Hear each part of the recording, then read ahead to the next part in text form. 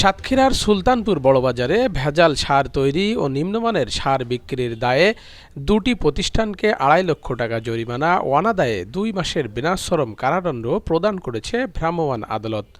রবিবার সন্ধ্যায় সাতক্ষীরা সদর উপজেলা সহকারী কমিশনার ভূমি মোহাম্মদ বদরুদ্দোজার নেতৃত্বে সুলতানপুর বড়বাজারে সার, বালাইনাশক ও বীজের দোকানগুলিতে এ অভিযান পরিচালনা করা হয়।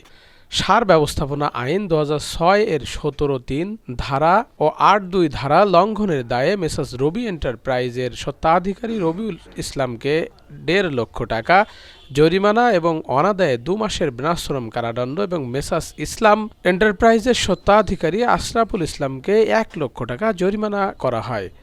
এ সময় ভ্রাম্যমাণ আদালতের বিচারক বদরুদ্দোজা বলেন, ভেজাল সার কৃষকদের জন্য মারাত্মক ক্ষতিকর।